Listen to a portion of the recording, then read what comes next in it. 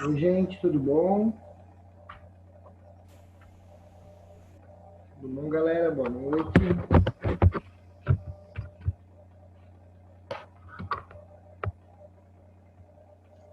E vou ter que.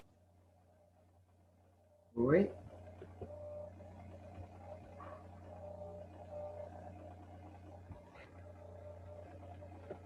Boa noite, gente.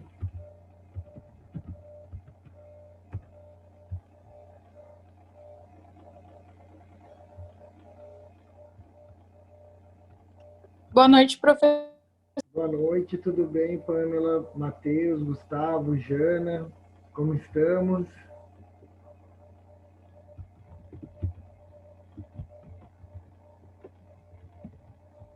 Eu gostaria que todo mundo pudesse ligar a sua câmera para a gente poder conversar, para poder explicar um pouquinho como é que vai funcionar esse eixo. Então, seria bacana que quem tivesse a possibilidade aí de ligar a câmera, ficaria muito bom para a gente poder interagir, para a gente poder conversar.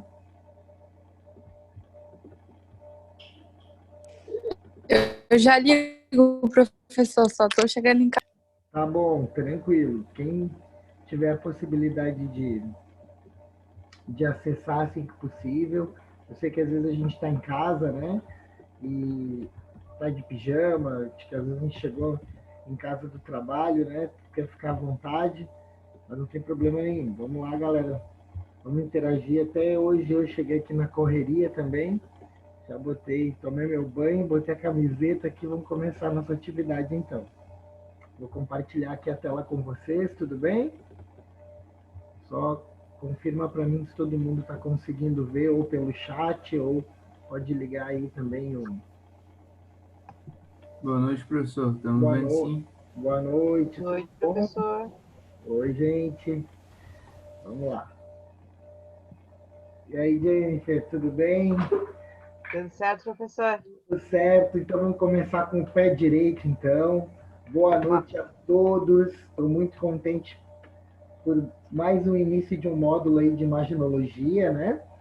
Hoje, para quem ainda não me conhece, eu sou o professor Jonathan Tarouco. Apesar do jeito não é louco, apesar da voz não é rouco, é tarouco mesmo, né? Esse semestre eu estou tendo a honra aí de estar ministrando várias disciplinas voltadas à imaginologia, né? Então, para quem ainda não me conhece, eu sou o professor Jonathan, como eu falei inicialmente. Nos últimos 15 anos eu tenho estudado muito anatomia radiológica, e hoje eu vou compartilhar um pouco com vocês o que eu sei de ultrassonografia, principalmente voltado para a questão musculoesquelética, né? Então, antes da gente iniciar propriamente dito no ultrassom musculoesquelético, né, que vai ser a nossa ferramenta de estudo durante os nossos encontros, a gente vai fazer hoje um apanhado histórico, vou explicar um pouquinho como é que vai funcionar o nosso semestre, né, que é um semestre estranho, né, gente, porque são 9 encontros, então é metade do semestre, né? Então a gente tem um trabalho um pouco intenso. Então vamos começar. A aula já está lá no EVA, então quem puder atualizar o seu EVA, quiser já baixar para ir acompanhando, fazendo as suas anotações, tá? Então sejam todos bem-vindos. Eu sempre inicio com essa imagem quando a gente está falando em imaginologia, né? Então quando a gente está falando em imagem, muitas vezes o profissional da área da saúde, ele fica tenso, né? E essa imagem ela mostra muito o meu primeiro dia de estágio. Eu sempre conto para quem está comigo lá no hospital, o Matheus, que já passou, já, né? Lá na cardiorrespiratória, lá no hospital comigo, eu sempre brinco, né? É o primeiro bate-papo que a gente tem sobre imaginologia, né? Então ali a gente tem um profissional olhando para uma imagem e se questionando, que naba é essa, né? Então normalmente o acadêmico de fisioterapia, o profissional da equipe multidisciplinar, muitas vezes ele tem dificuldade de entender o que ele está vendo ali naquela imagem. Muitos profissionais desconhecem o princípio da imagem, como que essa imagem se forma, né? Muitas vezes os profissionais não têm uma noção de qual é a hierarquia dos exames, ou, melhor dizer, né? Qual é o exame mais adequado para determinada fisiopatologia, para determinado tecido, para determinado segmento. Então, essa expertise clínica a gente vai desenvolvendo no decorrer aí das nossas aulas, né? Então, qual é o objetivo desse semestre, principalmente dessa disciplina, né?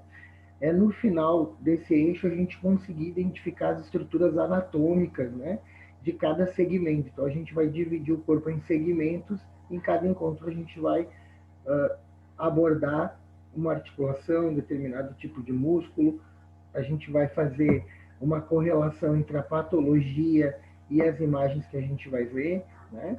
Então isso vai ser bem importante. Até o final do eixo a gente vai conseguir, além do raciocínio clínico, começar a pensar nas intervenções que a gente pode estar realizando utilizando essa ferramenta que é a ultrassonografia, né? E principalmente a gente vai entender como que é feita a produção da imagem, né, do ultrassom. Então, o objetivo dessa disciplina é a gente explorar o uso da ultrassonografia, né? Principalmente voltado para quê? Para o diagnóstico clínico? Não, porque o ultrassom a gente vai discutir na aula de hoje, ele tem várias funções, né, gente? O ultrassom, eu até estava conversando hoje com um colega, que ele é médico, né, e ele até estava brincando assim, o ultrassom, Jonathan, o que tu acha? Ele vai cair em desuso? Ele é uma ferramenta que você acha que é ruim, porque a ressonância é melhor, a tomografia é melhor? E aí a gente trocando ideia, eu falei, depende do ponto de vista. Eu acho que o ultrassom é algo que vem sendo estudado aí há muito tempo, ele tem diferentes tipos de aplicação, e eu acredito que num futuro bem próximo o ultrassom vai ser o exame assim de primeira mão, porque hoje em dia a gente tem equipamentos portáteis, que a gente vai falar sobre isso hoje, né? Eu acho que o ultrassom, acho não, tenho certeza, né, que o ultrassom em poucos anos aí, principalmente o pessoal da medicina, vai ter esse ultrassom já no bolso e vai poder ajudar esse paciente já à beira do leito, vai poder traçar um diagnóstico clínico. E eu, fisioterapeuta, entro aonde nisso? Né, os profissionais de fisioterapia que têm interesse em buscar essa especialidade, utilizar essa ferramenta, também vai ter um benefício, mas a gente vai pensar mais na questão que da avaliação musculoesquelética, do tratamento utilizando o ultrassom. Então, por exemplo, se eu vou pegar aqui a Pamela, que ela está aqui no meu monitor. Se a Pamela decide fazer um dry needle, né, um agulhamento a seco, ela pode usar o ultrassom como uma ferramenta de acesso para ela agulhar aquela musculatura profunda, por exemplo. Se a Jennifer, muitas vezes, quer fazer um procedimento invasivo, vai fazer da mesma forma uma acupuntura, e esse paciente, muitas vezes, ele pode apresentar alguma anomalia, né? Um vaso diferente, uma questão vascular. O ultrassom ele pode me mostrar essas estruturas que são mais superficiais, as estruturas que são mais profundas. O ultrassom ele produz um eco, e esse eco Doppler também me permite entender a movimentação do fluxo, né, circulatório. Eu vou conseguir entender com o passar do tempo o direcionamento desse fluxo. Então eu vou ver se aquele segmento ele está pervo, né, ou seja, tem fluxo circulatório. Então a gente conversando sobre isso, a gente começou a dar muita risada e a gente começou a se perceber que cada vez mais a nossa responsabilidade aumenta em relação ao tratamento, ao diagnóstico clínico, né? Então, o ultrassom, eu acredito que sim, ele é uma ferramenta ainda que a gente vai aprender, vai estudar e vai ter várias aplicações no campo da medicina, né? No campo da saúde como um todo. Tranquilo? Então, como é que vai funcionar aqui os nossos encontros, né? Então, eu fiz aqui uma tabelinha, essa tabelinha já está lá no EVA, então eu vou passar aqui só para a gente poder fazer uma gestão, uma organização, começar com o pé direito, né? Hoje é o nosso primeiro encontro, nosso primeiro dia de aula, dia 20, né?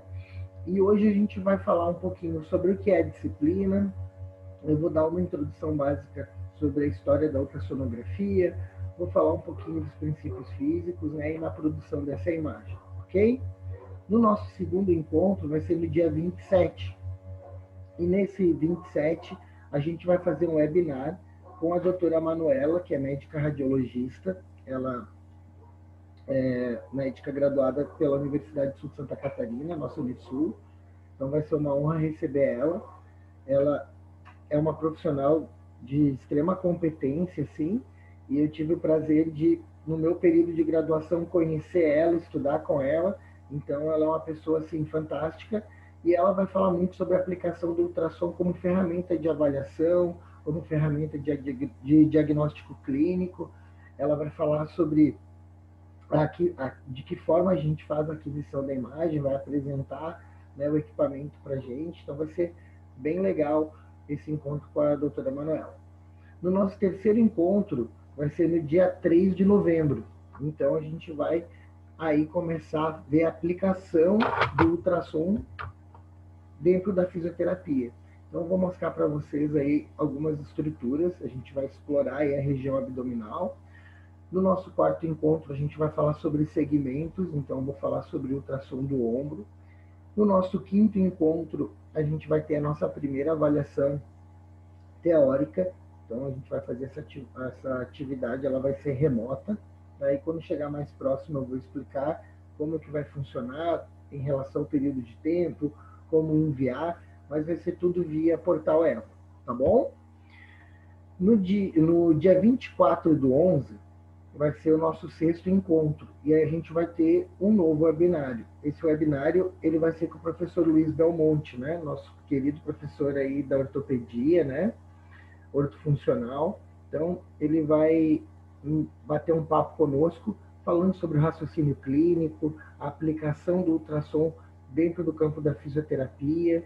Então, a gente vai fazer uma dinâmica bem bacana, porque nesse dia, esse webinário, ele vai ter não só o professor Luiz, mas os acadêmicos que estarão nesse dia lá na clínica escola. Então, provavelmente, a gente vai trazer um estudo de caso, a gente vai fazer um raciocínio clínico junto, a gente vai resolver e esclarecer algumas questões aí que vai ser bem bacana no dia 24 de novembro. No dia 1º de dezembro, vai ser o nosso sétimo encontro, e nesse dia a gente vai estar fazendo um seminário. A gente vai falar sobre vai terminar de discutir sobre os estudos de caso, que provavelmente sempre fica alguma coisa do dia 24, né? Então a gente inicia sempre a aula batendo um papo, recordando que foi o último encontro, e aí a gente faz a apresentação do seminário. No seminário a gente vai dividir a nossa equipe em grupos, e cada grupo vai pegar um segmento do corpo, e aí a gente vai fazer exploração anatômica, a gente vai falar sobre a fisiopatologia. Então vou criar uma situação, o Matheus ficou no grupo do membro inferior. E aí ele pegou um estiramento muscular grau 13. Então eles vão falar sobre o que é o estiramento muscular, o que a gente vê naquele grupo muscular.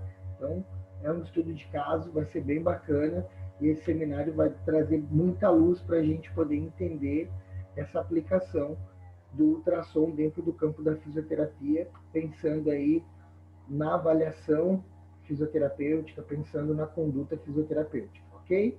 Aí no dia 8/12 vai ser a nossa segunda avaliação. Essa avaliação ela é teórica e prática, então vai ser uma avaliação também bem bacana. A princípio vai ser remoto, no decorrer do semestre, conforme a gente se sinta à vontade, se sinta preparado, a gente pode fazer alguns encontros presenciais, aí a gente vai discutindo no decorrer do semestre, tudo bem? E aí no nosso nono encontro, no dia 15/12, será a avaliação final, né? Então, aqueles alunos que infelizmente não fizeram a gestão do tempo, não fizeram as atividades complementares, não tiveram uma nota satisfatória na avaliação 1 e na avaliação 2, no dia 15/12 vai ter um encontro síncrono comigo, e aí a gente vai fazer uma prova, e nessa prova vai ter todos os elementos do semestre aí. Então vai ter do encontro 1 ao 8 nessa avaliação. Quem me conhece sabe que quando a gente está iniciando um trabalho, eu sempre conto uma história que ele é quase que um mantra na minha vida, né? Eu sempre digo que eu era do fundão e o fundão também se forma. Se eu conseguir, todo mundo consegue. Mas como que a gente consegue ter êxito em qualquer disciplina? Tendo gestão de tempo e organização. Então, tirem uma foto, façam um print da sua tela e cole aí na parede, faz um post-it, coloca aí próximo do teu PC, para te poder ir acompanhando as aulas, para poder ir se organizando, não deixando para o último momento. Todo o material que a gente vai ver na sala de aula virtual, aqui no nosso encontro síncrono, ele vai ser disponibilizado no EVA, tudo bem? Vamos imaginar uma situação que a Caroline Alves, por exemplo, hoje está vendo uma série, né? E aí chegou um namorado dela, estava com saudade desse namorado, né? E ela vai assistir a série e ela perdeu 1 hora da nossa aula. O que ela vai fazer? Ela vai acessar o portal EVA. Normalmente, em 24 horas, o professor transfere essa aula para o portal lá no YouTube e eu consigo, através desse link do YouTube, mandar para o portal EVA. Então, vocês conseguem ter acesso à aula, ok? Então, todas as aulas elas vão ser gravadas e eu vou disponibilizar para que vocês possam ver e rever a disciplina, tá bom? Vocês ganharam um link de acesso que está lá também no portal EVA do Mural, né? Quando a gente entra a primeira vez no Zoom, e você faz o cadastro, no próximo encontro, que vai ser no dia 27/10, você vai clicar em reunião, você já vai entrar direto, sua senha e o seu login já foram salvos. Então, eu não vou precisar ficar mandando a cada encontro um convite. O convite sempre vai ser aquele cadastro ali, entra no Zoom, no dia e no horário da nossa disciplina. Então, toda terça-feira, às 19 horas, o prof vai estar aqui com vocês. Caso ocorra algo extraordinário, né, aí vocês vão receber uma mensagem via portal EVA, tá bom? E provavelmente aí eu vou gravar uma aula e vou disponibilizar, mas isso não vai acontecer, só se acontecer alguma intercorrência, ok? Outro ponto importante também, eu vou colocar ali no chat o meu telefone e eu vou sugerir que vocês formem um grupo da turma. Eu sei que muitos de vocês não fazem parte da mesma turma, tem gente que está na 10ª fase, tem gente que está na 4ª fase, eu sei que tem colegas que estão na 6ª fase, enfim. Eu vou pedir para que, por exemplo, a Jennifer, que eu estou vendo aqui, ela vai criar o grupo para a gente e ela vai adicionar a Carol. E aí todas as pessoas que vão entrando nesse grupo, eu vou pedir para que elas sejam... Como é que é o nome que a gente fala? Não é o líder, é o coordenador do grupo, não? Esqueci. Administrador. O administrador, boa. Então, eu vou pedir que todos sejam administradores e um vai convidando o outro e a gente forma o nosso grande grupo aí da disciplina de ultrassonografia, ok? E ali a gente também pode ter um bate-papo mais rápido, porque às vezes eu estou no hospital, a Jennifer quer perguntar uma coisa, mandou no mural, eu não respondi, eu vou demorar para responder, pode mandar o WhatsApp ali, que no momento que eu estiver livre eu já olho ali, já respondo para todo mundo, aí fica uma comunicação bem assertiva, ninguém fica perdido. Tranquilo? Legal. Então, quem já fez a disciplina comigo sabe que a disciplina ela se torna tranquila, ela se torna fácil à medida que a gente vai se organizando, né? Então, qual é a ideia? Sempre durante o semestre eu vou dividir em 2 avaliações, normalmente ela é teórica e prática, né? E a gente sempre vai ter atividades especiais que vão complementar a nossa nota. Então, essa nota 3 e essa nota 4 serão notas de exercícios, de atividades que a gente vai elaborar de uma semana para outra.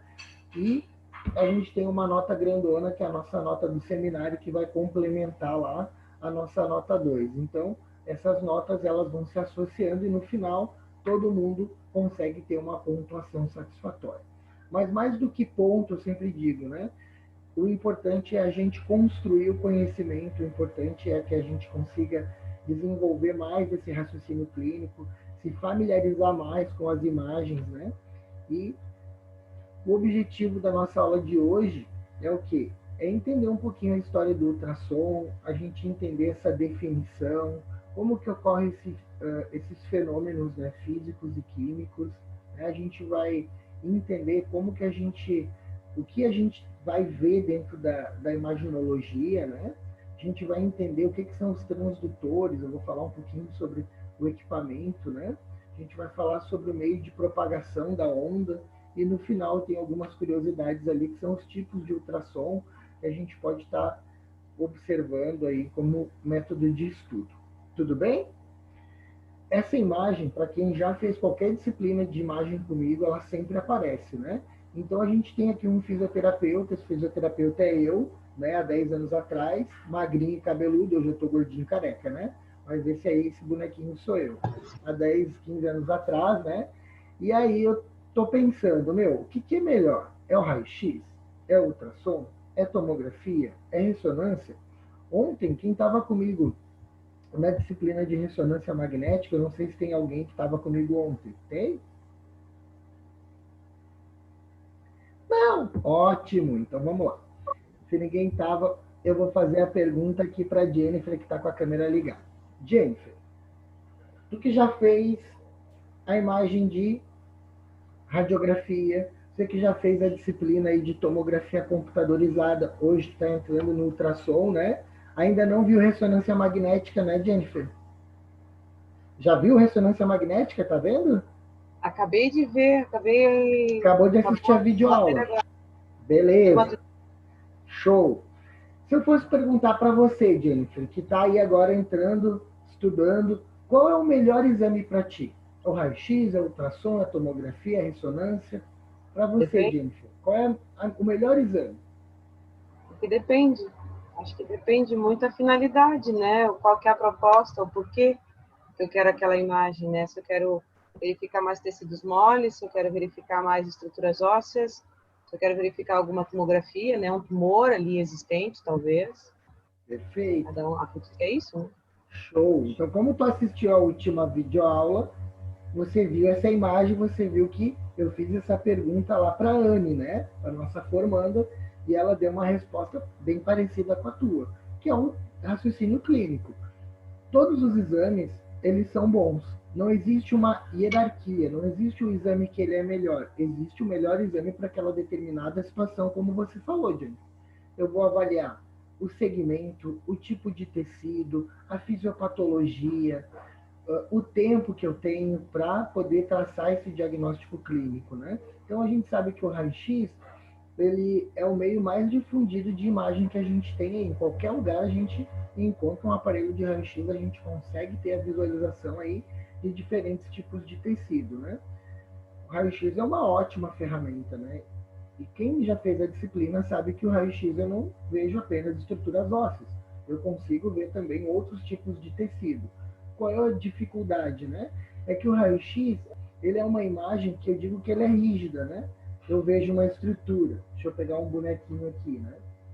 Eu tenho um bonequinho aqui, que ele está em 3D, e aí eu tenho uma imagem radiológica que vai ser uma chapa que vai estar em 2D, né?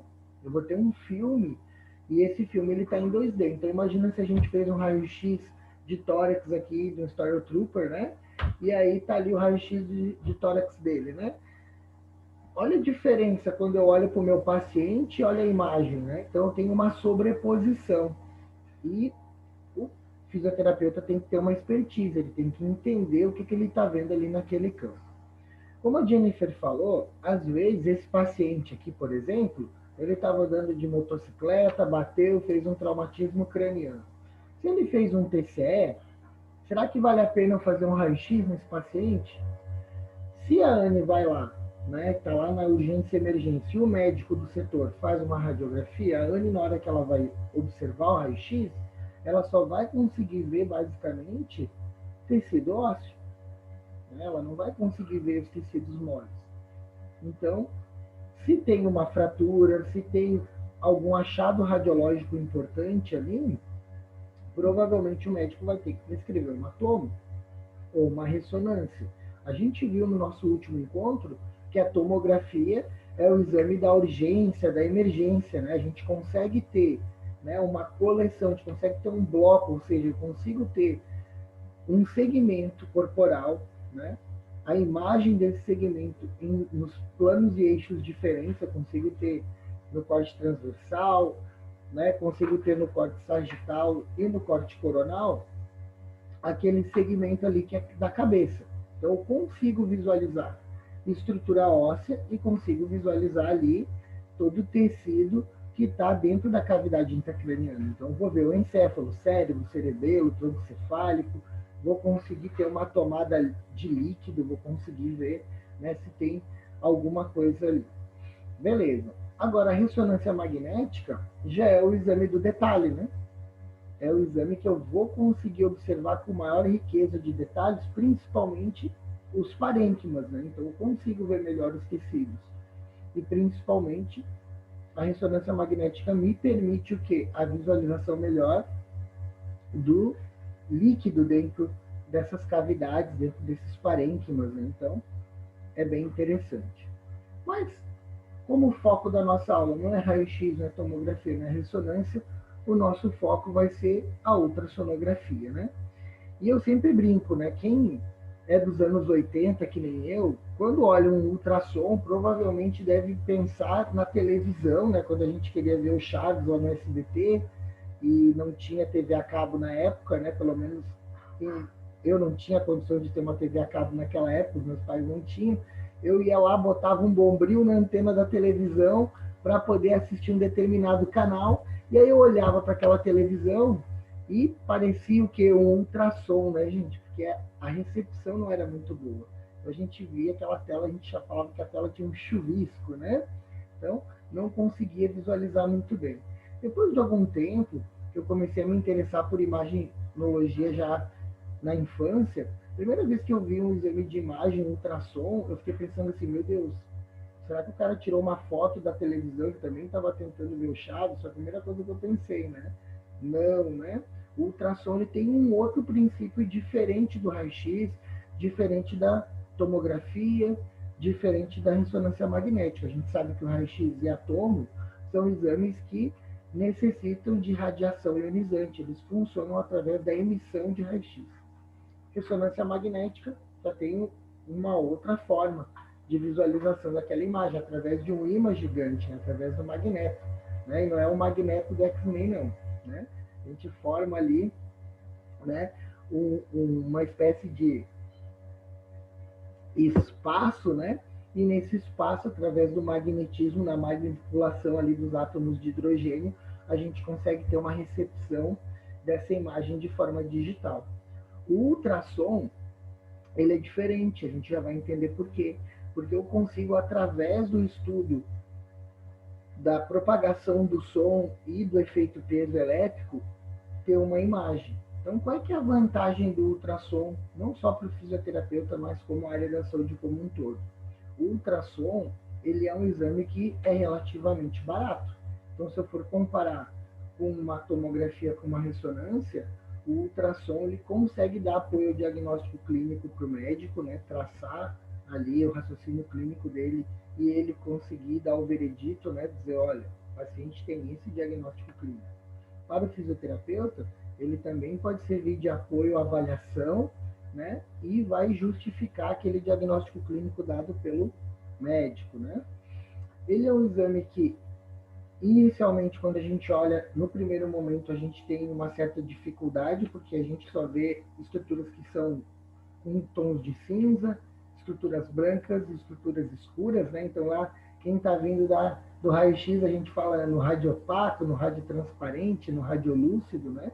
Então, para cada tipo de exame, a gente vai dar um nome específico para os tons de cinza, né? Então, a gente vai ver que no ultrassom, esse nome ele vai mudar também, né? Qual é a vantagem do ultrassom? O ultrassom a gente pode fazer em qualquer lugar.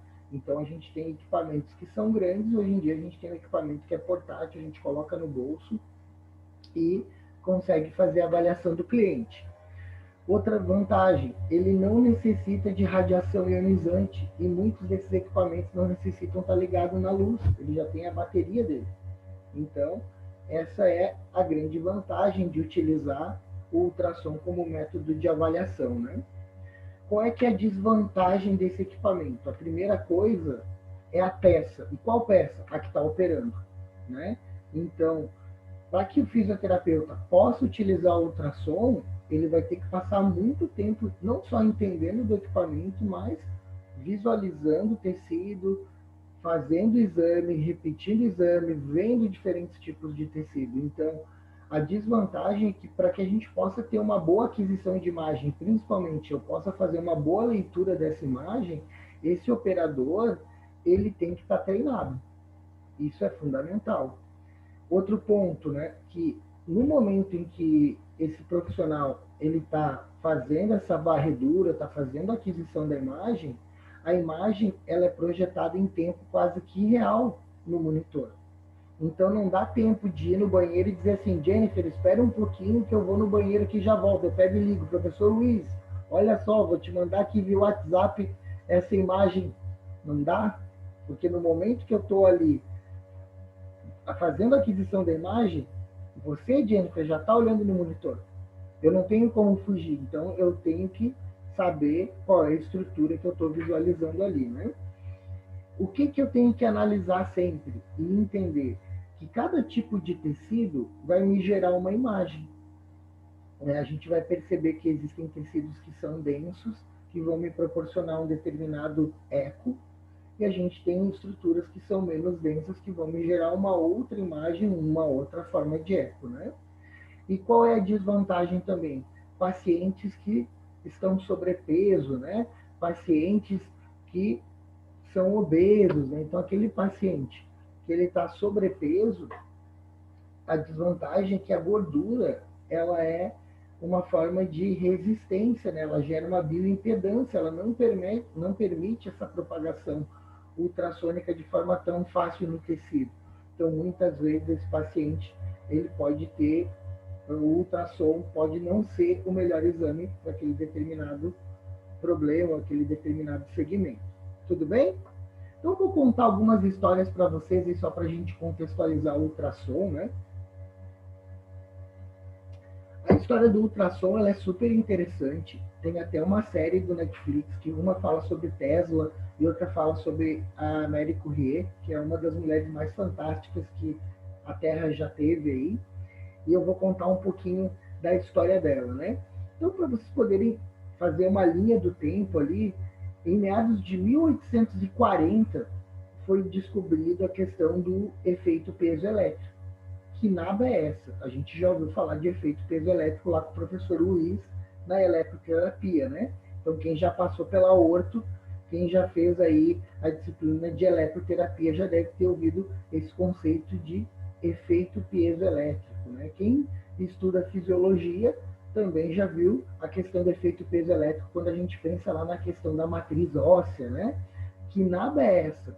Significa o seguinte, quando determinados tipos de cristais eles são associados a um determinado tipo de força mecânica, essa força reverbera e gera um tipo de som ou um micromovimento. Quando a gente pensa no osso, quanto mais a minha avó pega uma festa, né, pega uma maré alta, pega uma escuna, mais forte vai ficar o tecido ósseo da minha avó. Concordam comigo? Efeito peso elétrico. Quando eu trago esse mesmo conceito para o som, significa que o som ele se propaga infinitamente no espaço. Então, se eu pego e digo assim, Jennifer, você vai tirar 10 em ultrassonografia, esse som está se propagando infinitamente no espaço. Jennifer, você vai tirar 10. Jennifer... Pode ser que esse som, à medida que o tempo vai passando, à medida da intensidade que eu emitir o som, essa frequência ela muda. E ela pode ser audível ou não. Então, um dos princípios que esse inglês aí, o Lord, ele traçou, é que o som ele se propaga infinitamente no espaço. Por isso que xingar não é uma boa. Os budistas já sabiam disso muito antes dele. Então, à medida que eu falo alguma coisa, esse som ele se perpetua.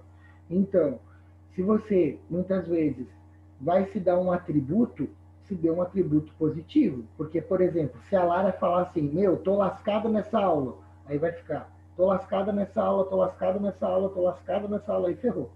Né? Então, a gente tem que emitir um som, e esse som ele tem que ser positivo. Então, a família Curie, já entendendo sobre o efeito peso elétrico, já se apropriando dessa teoria do som, né, que é essa energia que se propaga de forma infinita no espaço, o que eles começaram a pesquisar? Né? Eles começaram a entender esse potencial elétrico, porque toda vez que a gente emite algum tipo de vibração ou por uma forma elétrica, a gente também tem uma espécie de estrutura que ela é o que? Mecânica, a gente tem vibração. E em cima disso, desses conceitos de som, de movimento, eles começaram a se aprofundar. Então, o Pierre e o Jacques, que eram primos, eles ganharam um Nobel, né, em cima disso. Por curiosidade, a Marie, ela também era física e ela é a única mulher na história que ganhou 2 prêmios Nobel. Na história, a gente só tem 2 cientistas que ganharam 2 prêmios Nobel, mas apenas ela ganhou em ciência. Então, qual é o maior, talvez, contribuição da Marie Curie, né? É que ela é a mãe da radiologia. Ela enriqueceu o urânio, ela e o marido dela. Então, se a gente tem energia atômica, é graças a ela. Se a gente tem celular hoje aqui, estou usando aqui para fazer minha lanterna, é graças a ela. Então, tudo que a gente tem de emissão de energia alternativa, partiu aí dos estudos da Marie Curie. Então, ela é uma precursora aí, é a mãe da radiologia, né? Então, é ela que desenvolveu o termo radioatividade, né?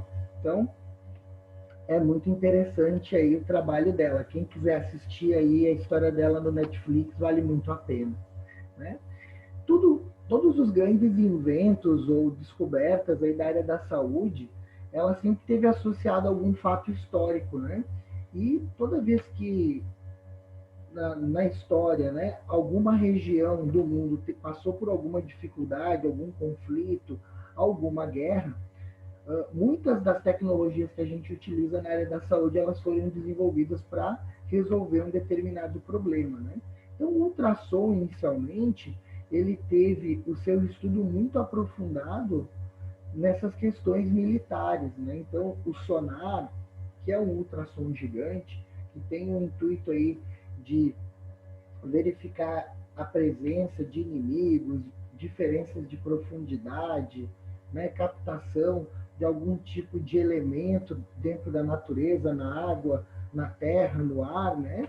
Então, a aplicação inicialmente foi desenvolvida pelos militares, né?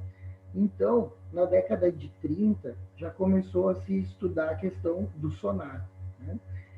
Existe um italiano, o Lorenzo, que ele estudou por muito tempo essa questão do sonar, do som, mas o que aconteceu? Todo esse período da Primeira Guerra Mundial, né, eles começaram a desenvolver aí geradores de som de baixa frequência, né? Então isso facilitava a navegação aí de submarinos, de barcos, a detecção de bombas, icebergs, às vezes a diferença de profundidade de um canal, mar aberto, mar interior, né, que a gente chama, né, que está mais próximo da costa. Só que nessa Primeira Guerra Mundial, esses estudos eles ainda não tinham sido concluídos. Grande parte desses sonares ainda eles não tinham uma qualidade, eles ficaram ainda num momento em que não se tinha um equipamento de excelência. Então acabou a Primeira Guerra, mas ainda não tinha se desenvolvido um equipamento ainda que proporcionasse dados fidedignos e que pudesse ter sido utilizado. Nesse mesmo período, outras pessoas começaram também a se apropriar desses mesmos conceitos e buscar o ultrassom como um instrumento dentro da área da saúde, né?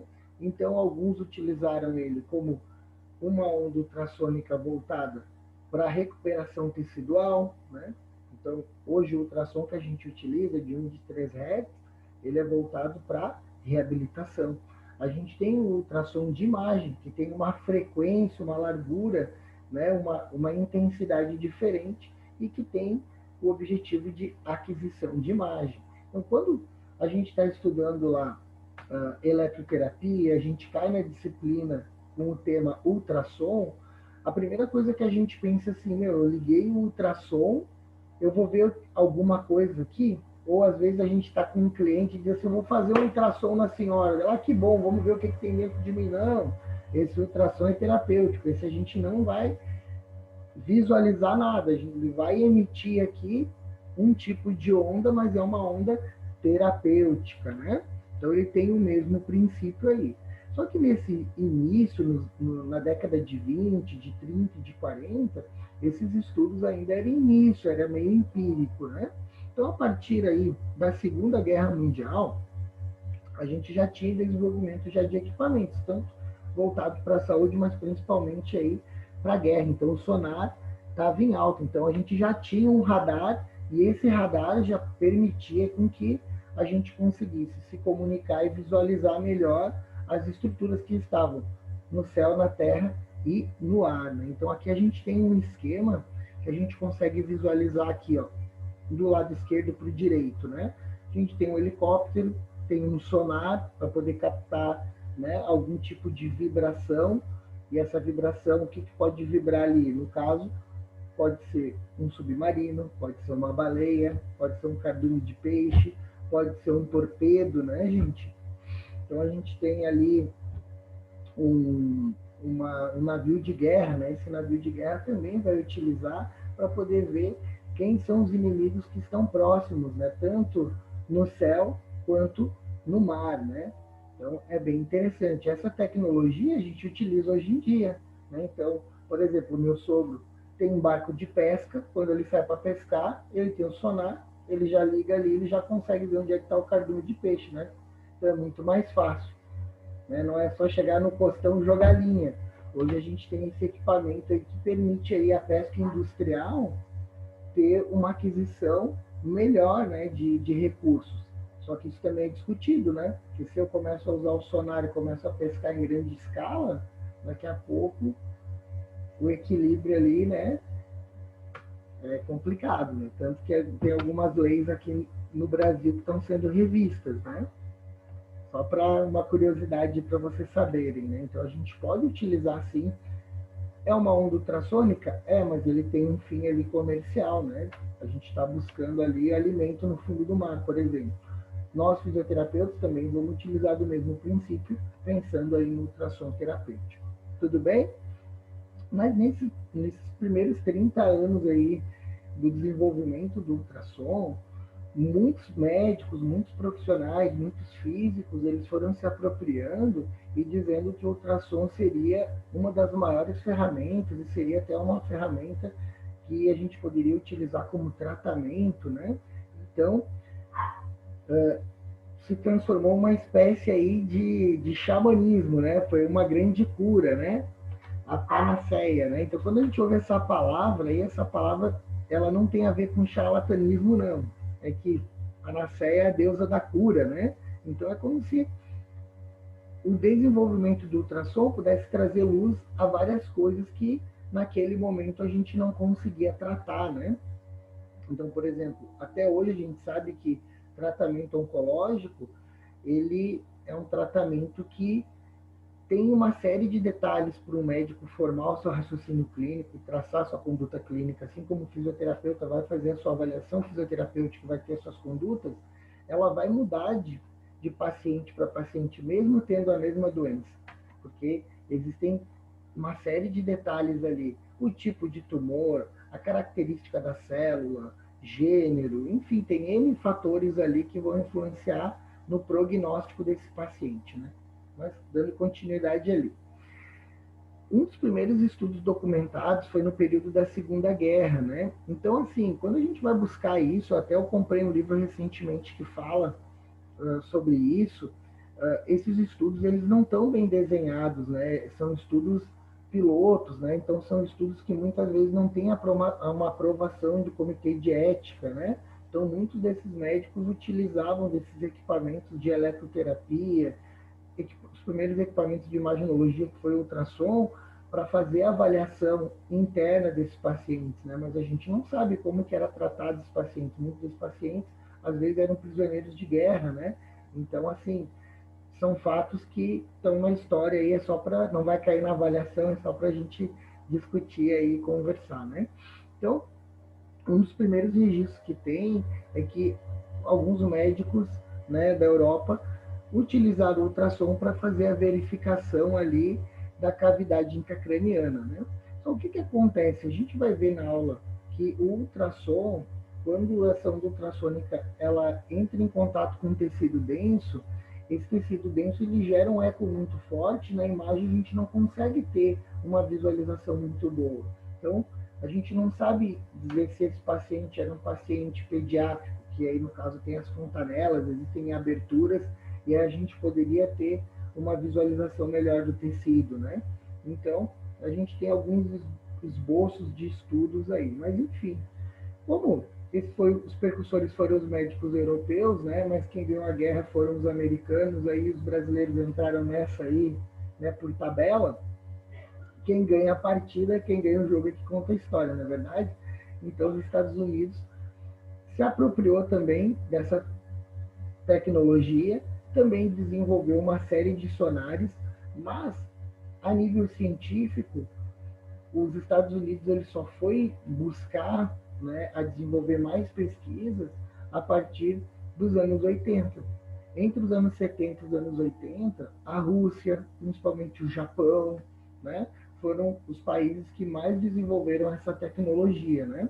Porque o que acontece? Os japoneses, eles conseguiram transformar grande parte dessas ondas em dados eletrônicos, né? E esses dados eletrônicos eles são lidos através de um software e reconstituir esse bloco através de uma imagem, né?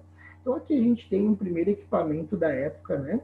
Então nesse período o ultrassom ele era um caminhão, olha só, não era nada fácil ter um equipamento desse, né?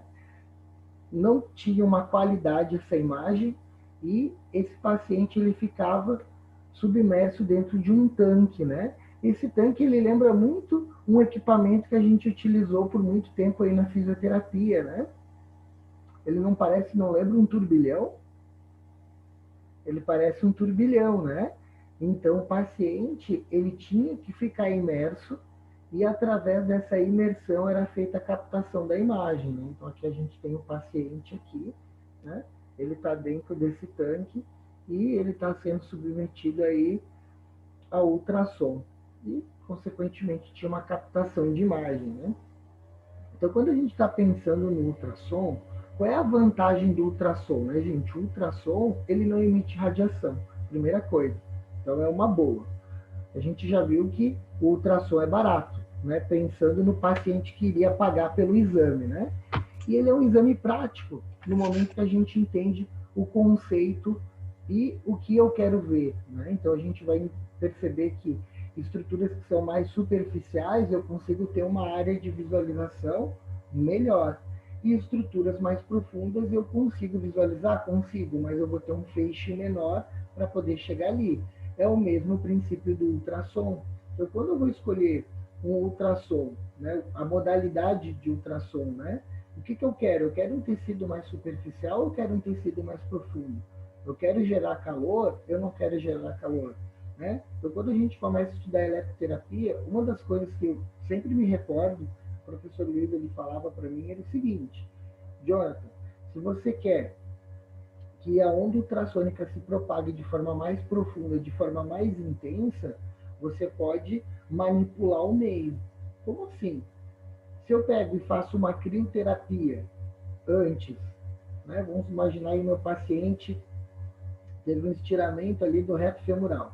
Eu vou decidir utilizar o ultrassom como ferramenta ali de terapêutica. Eu posso resfriar aquele tecido previamente. Então, eu posso fazer uma bolsa de gelo, eu posso utilizar um price, eu posso usar um gelo seco e eu posso associar o ultrassom. Por que eu estou comentando isso? Porque o que acontece? Quando eu tenho resfriamento de tecido, a gente sabe que a penetração desse ultrassom ele é maior. Então, a bioimpedância são as camadas que a gente tem até chegar no determinado segmento que eu tenho vontade ali de atingir com ultrassom terapêutico, por exemplo. Se é uma musculatura profunda, eu tenho que criar algumas estratégias para poder chegar ali. Porque senão, se a musculatura for muito profunda, a onda, ela não consegue penetrar na intensidade que eu quero. Ou às vezes ela nem chega. E aí eu acabo não tendo o meu objetivo atingido ali. Tudo bem? Então aqui a gente tem um esqueminha aqui mostrando o seguinte. Se a gente parar para analisar, deixa eu só minimizar aqui uma. Boa. Boa. Então, se a gente parar para analisar aqui a imagem, eu tenho uma fonte sonora, essa fonte sonora ela está gerando uma onda, né? Então, o mesmo princípio do nosso ultrassom que a gente já vai ver no próximo slide ali. Se essa onda ela está se propagando por um meio, e esse meio ele pode ser líquido, ele pode ser um meio denso, a gente vai ver as diferenças de meio, né? Só que ele vai chegar no objeto ou no objetivo e muitas dessas ondas elas vão ter um efeito refratário, ou que a gente chama de eco. E esse eco, quando ele chega nesse transdutor, ele vai conseguir o quê? Traduzir essa onda sonora em imagem, através do software do computador, né? E aí a gente vai ter uma imagem. Então, a ultrassonografia ou a ecografia, que é a mesma coisa, ela é um método de diagnóstico que nos traz a imagem através do som, né? Então, essa que é a vantagem. Então, em tempo real, eu consigo visualizar uma determinada estrutura, um determinado órgão, ok? Então, aqui, basicamente, a gente tem um esqueminha que a gente vai ver de forma mais profunda no final do eixo e na próxima aula com a doutora Manu, mas, basicamente, a gente tem um transdutor, que é uma lanterna, que tem diferentes tipos de transdutores para determinado tipo de órgão ou segmento. A gente tem ali o computador que tem o software que vai traduzir essa onda ultrassônica mecânica em imagem. Então, o monitor vai projetar ali o que a gente quer observar. Tudo bem? Então, vamos imaginar que a gente pegou aqui e ligamos o equipamento. No momento que a gente liga o equipamento, existe o quê? A vibração dos cristais. Os cristais vão formar o efeito piezoelétrico e eu tenho ali emanação da onda. Tranquilo? Só que eu preciso de um meio. Então, para quem não sabe, eu vou ser papai aí novamente, né? Então, a minha esposa, a Nara, está esperando o bebê. Então, olha só. A gente já fez aí o primeiro ultrassom, a gente tem o segundo ultrassom agora. Então, nesse ultrassom, o médico, quando ligar ali o transdutor, ele vai emitir um sinal. Então, nessa emissão, ela vai passar por diferentes tecidos, né? Então, tem a bioimpedância da pele, da camada de gordura, a gente tem a camada mais interna muscular, após o músculo a gente tem ali um coxim líquido, né? Até chegar no bebezinho, que a gente não sabe se vai ser Pedro ou se vai ser Laura, ok? No momento que essa onda ela penetra por esses tecidos, existem determinados tecidos que vão gerar o quê? Uma resposta, que a gente vai chamar de refração. Essa refração, esse sinal, esse eco, né? Ele vai ser sentido pelo transdutor e ele vai ser captado pela CPU e vai ter como resposta lá no monitor a imagem, né? Que é o que a gente acaba vendo ali, que é muito legal. Tranquilo? Deixa eu ver aqui alguém falando no chat. Deixa eu só abrir aqui o chat, porque senão eu me perco. Alguém me dá um oi ali no chat, que aí ele brilha que eu consigo ver. Peraí. Gente. Agora, consegui clicar. Peraí, só um minutinho. Ai, a Lara, parabéns, Jennifer, oi. Tá bom, boa noite, galera. Sejam bem-vindos, obrigado. Então, vamos lá. Então, eu tava falando, né, gente, que... Deixa eu voltar ali a imagem, que eu fiquei todo bobo ali e me perdi. Peraí, deixa eu só clicar certinho aqui. Beleza. Então, aqui, ó, a gente tá vendo o Pedro e a Laura, a gente tem aí a transmissão através do eco, a gente tem a aquisição ali da imagem, né? Então, quando a gente olha a imagem do monitor, eu tô vendo esse bebezinho super bonitinho aqui, né? E aí, quando eu tô vendo esse eco aqui, eu tô vendo aquela situação em que nós temos a televisão lá dos anos 80, né? Então, eu tenho diferentes tipos de tecido e automaticamente eu vou ter densidades de tecido diferente ali. Tudo bem? Claro que agora é nosso primeiro encontro, a gente não está enxergando nada ali, mas no final do nosso sexto módulo a gente já vai estar vendo muita coisa, entendendo o que é escuro, o que é claro, o que é branco, o que é tom de cinza, vai ser bem tranquilo. Tudo bem? Então, como eu já falei anteriormente, o equipamento, ele permite a diferenciação de diferentes tecidos, né?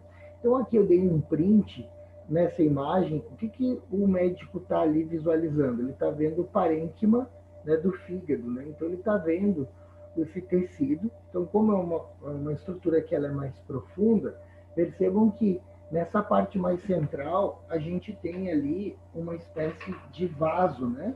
Eu estou vendo ali esse vaso, e esse vaso aí, que é essa artéria, ela tem uma coloração diferente, né? E por que muda o parênquima um tecido do outro, né? Ele muda porque o som que é emitido, né? Essa onda ultrassônica que é emitida, ela tem uma resposta, ela tem ecos diferentes. Então existem tipos de tecido que não gera eco. Então, se não gera eco, eu não tenho imagem. Então, por exemplo, quando eu quero fazer um ultrassom das falanges, às vezes, dependendo do tamanho, da anatomia da pessoa, é difícil eu fazer ultrassom, porque o cabeçote ele perde contato com o tecido e aí o paciente ele não tem um ganho terapêutico, não é isso que a gente aprende?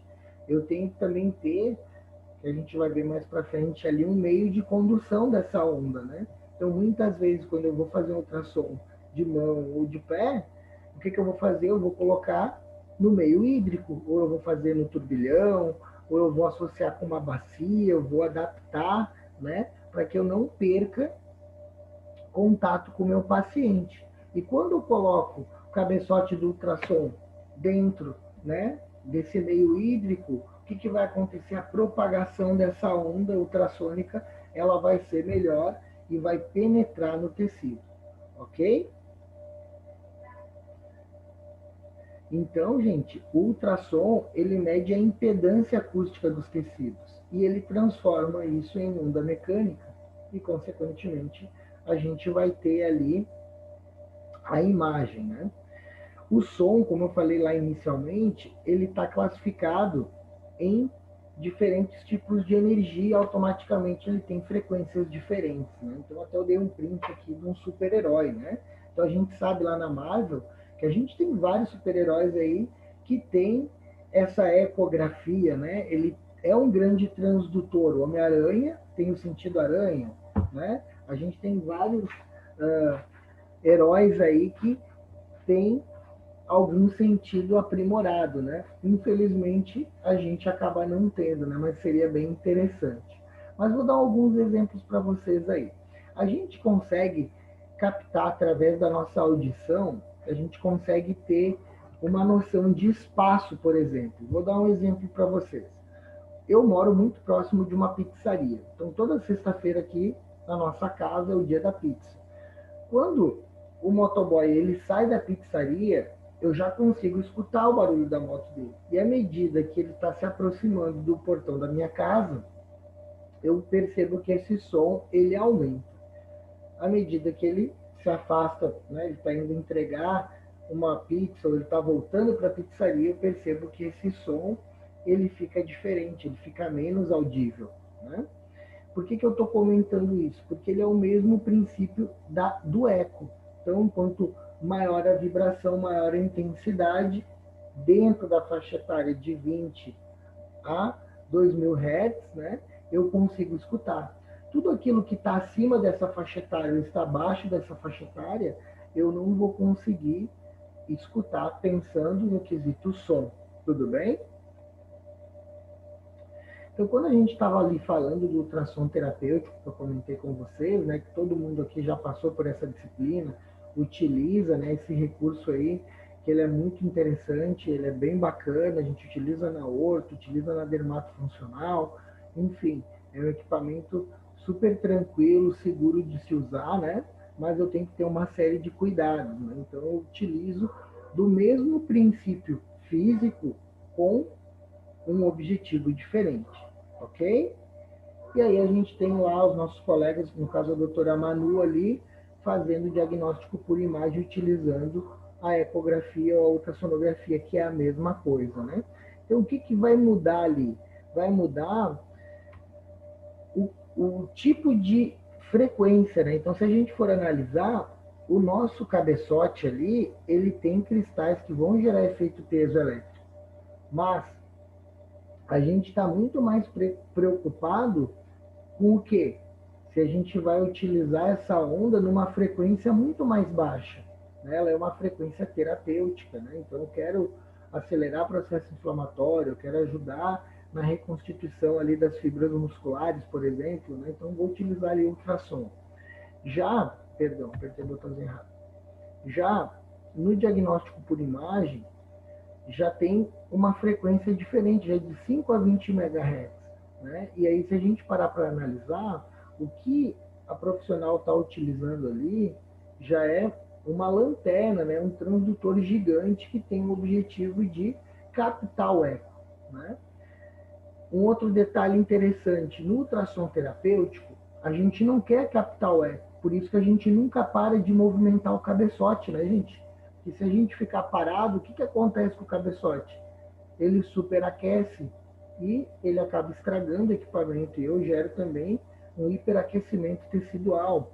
Né? Então, no ultrassom terapêutico, eu não vou ficar explorando nada, eu vou estar movimentando, fazendo movimentos circulares, né?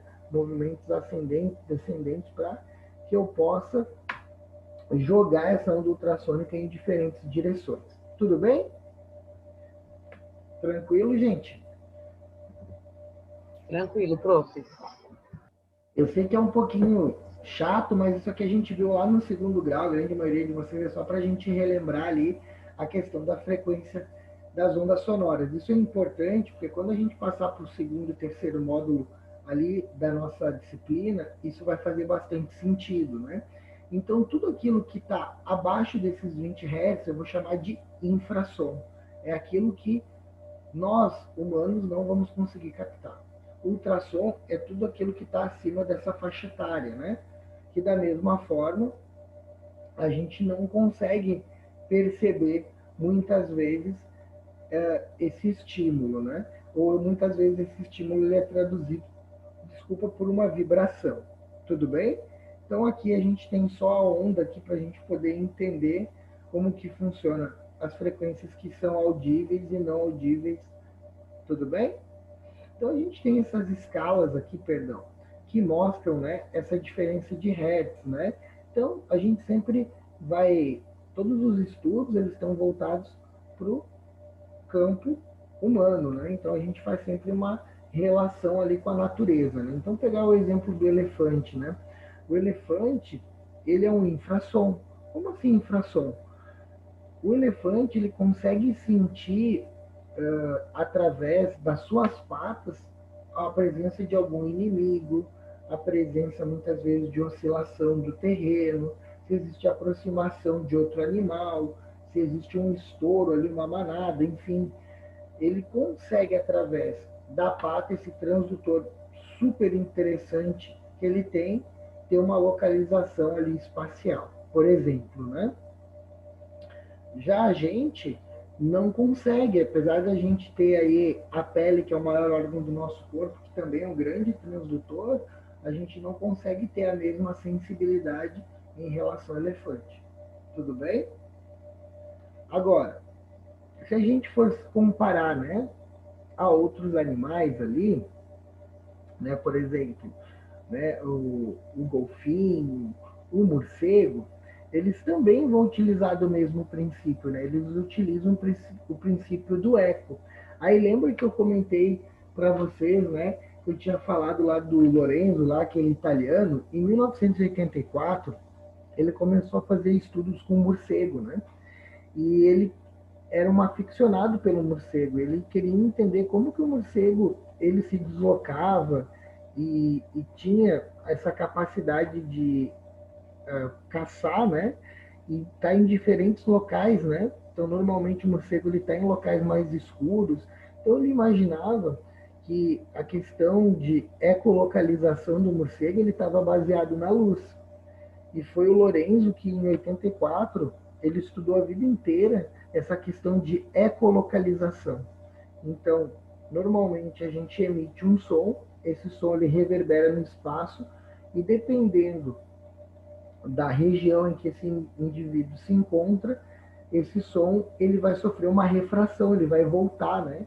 E isso serve como feedback para a gente. Então, quando a gente vai passear no interior, num cânion, às vezes a gente grita e esse som ele repercute, né? A gente escuta um eco, né? O morcego ele utiliza muito disso, né?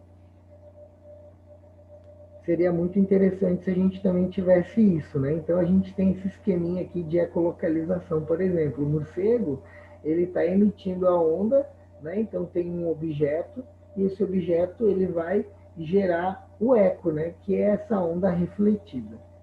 Às vezes ele vai conseguir captar essa onda, né?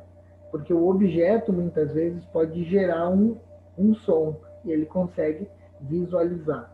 O que ele faz? Ele pega essa onda sonora e transforma essa onda sonora em um mapa, né? Então ele consegue ter uma noção espacial da onde se encontra o indivíduo, ou o objetivo dele, né? No caso. Diferente da gente, para a gente poder localizar algo, a gente depende do quê? Da luz, né? Então, sem emissão de luz, a gente não consegue ter um processamento visual. Então, por mais que eu esteja no breu, eu preciso do mínimo de luz para que eu possa fazer um processamento da visão e traçar dentro do meu córtex um espaço para eu poder movimentar e realizar alguma atividade. Tudo bem? Mas voltando aqui para o conceito de som, né? Esse som ele vai se propagar de forma diferente e com velocidades diferentes. Então, o som ele se propaga de uma forma no ar, uma forma na água e no interior de uma cavidade ele também vai ter uma propagação diferente. Então, o meio de propagação do som ele vai depender do seu meio, né? Então, dependendo se esse meio é sólido, líquido ou gasoso, a gente vai ter um eco ou mais rápido ou mais profundo, né? Então, isso a gente vai sempre observar a partir de agora.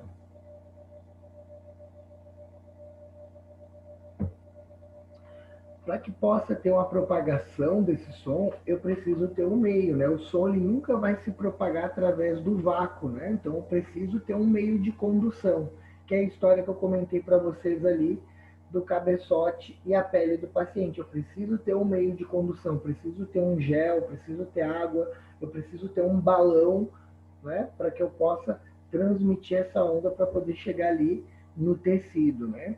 Então, o eco nada mais é do que a reverberação ali dessa onda sonora, tá bom? Então, por isso que a gente ouve falar muito assim, o ecodoppler, né? Vocês já devem ter visto esse termo, né?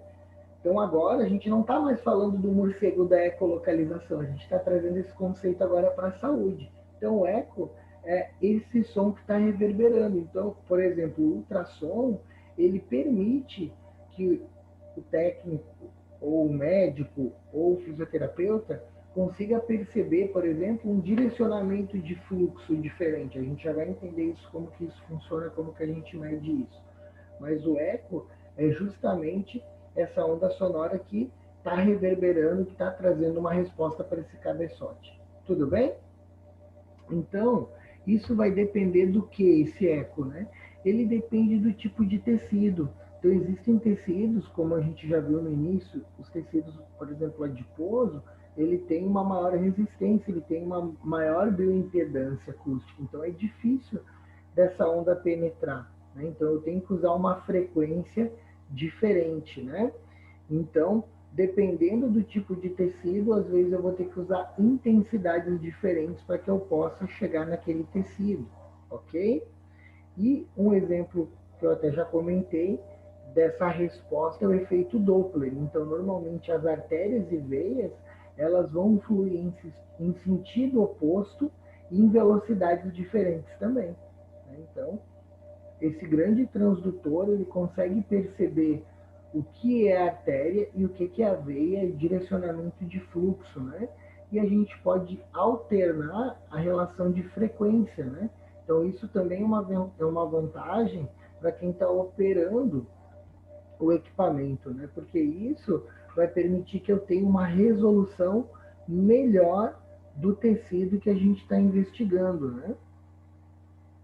E principalmente, né, uma ecografia, ela não vai gerar nenhum tipo de radiação ou alteração tecidual, né? Ou um efeito cumulativo, como no raio-x, como numa tomografia, né? A pessoa pode fazer a todo momento ali a ecografia. Então, por exemplo, a Jennifer está lá fazendo uma terapia manual no esposo dela e aí ele tem uma contratura. Ela vai lá, faz liberação do trigger point, chegou um lá, ela fez, mas ela está com dúvida, ele sente dor, ela percebe que está melhor, mas não está indo do jeito que ela quer. Ela vai lá, pega o ultrassom, ela consegue visualizar, não, ainda consigo perceber que tem um ponto de tensão aqui. Ela vai fazer uma terapia manual, ela vai utilizar um dry needling, por exemplo. Bom, agora vou fazer o ultrassom para ver se eu consegui. Opa, cheguei no meu resultado para essa sessão, tá ótimo, porque marido e esposa, pelo menos aqui em casa eu digo, né? É sus-plus, a gente vai ali dar uma benzida, né? E deu, né? Normalmente eles se abusam, né? Eles querem que a gente atenda 11 horas, meia-noite, né? 1 hora da manhã. Vai se lascar, né? Agora eu atendo porque estamos esperando o bebê, mas olha, não é fácil. Vamos que vamos. Então aqui a gente tem dois exemplos, né? Então aqui a gente tem a bexiga e aqui a gente tem a cavidade abdominal, ali a gente tem uma surpresa maravilhosa ali dentro. Então percebam que a gente tem diferentes imagens, né? Quando a gente vê um tecido que no interior tem líquido, esse tecido ele forma o que a gente chama de janela, né? Então, por exemplo, a bexiga, quando ela está cheia de urina, ela permite a propagação dessa onda e eu vou conseguir ver o que está atrás daquela parede. É o mesmo conceito do ultrassom lá terapêutico, né? Então eu preciso de um meio de condução. Então, se eu colocar o ultrassom na pele e ligar ele, claro que eu vou ter o gel como meio de condução, eu vou ter aquela pequena área, mas se eu colocar a minha mão dentro de um recipiente com água e ligar o ultrassom, toda a mão ela vai ser, né, beneficiada pelo efeito do ultrassom. O mesmo princípio vai acontecer aqui. Como nessa janela não tem nada, automaticamente não tem resposta, não tem eco. Por isso que está tudo escuro, nesse ponto da bexiga. Agora, na região abdominal, eu tenho eco, porque a onda ultrassônica está chegando no tecido, que no caso é o bebê, e o bebê está fazendo o quê? Uma refração. E aí eu consigo ter a imagem desse bebê. Legal, né? A mesma coisa vai acontecer quando você, fisioterapeuta, for fazer, por exemplo, a avaliação de um tecido. Esse tecido, por exemplo, ele pode ter tido um estiramento, tem um processo inflamatório. Em alguns pontos da fibra muscular, vai ter pontos que vai refletir, vai ter uma refração. Então, vai ter acúmulo ali de sangue, vai ter acúmulo de líquido, vai ter, às vezes, um acúmulo de exudato, enfim. Vai ter partes desse tecido que vai ter o eco, né? E aí a gente vai ter a imagem. Beleza. O que tem dentro do cabeçote do ultrassom, tanto terapêutico quanto de imagem? A gente tem cristais.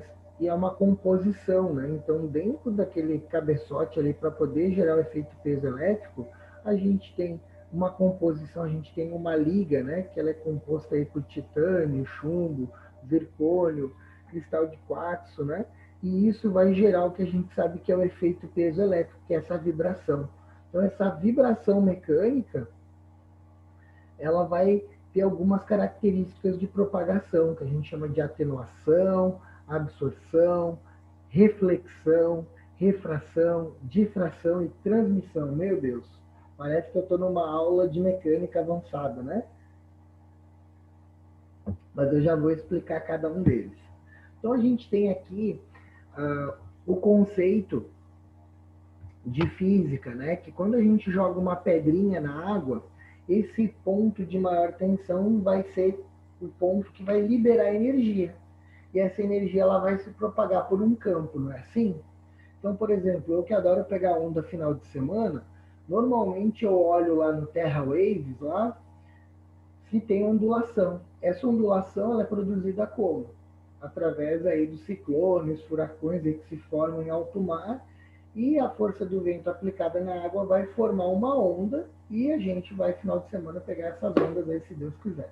Mas, nesse caso aqui, a gente está fazendo uma experiência. A gente está jogando uma pedrinha lá na Lagoa da Conceição. Olha só o que está acontecendo. A gente está formando uma ondulação. Percebam que no ponto mais central, até a periferia, essas ondas elas estão mudando de tamanho. Vocês estão percebendo que a intensidade ela está mudando? O espaço, com o passar do tempo também dessa ondulação, ela muda. Porque isso tem a ver com a frequência, com a intensidade, né? Então, quando a gente arremessa essa pedra, que no caso ali a gente está pegando do lago, vai existir a propagação desse meio, né? E o que que acontece? A gente tem uma resultante que é a vibração. Então, toda vez que eu emito um som, que eu emito, né, uma frequência, essa frequência ela vai gerar o que a gente chama de efeito mecânico. Por isso que no ultrassom, se a gente quer ver se o ultrassom funciona, a gente bota um pouquinho de gel e liga ele.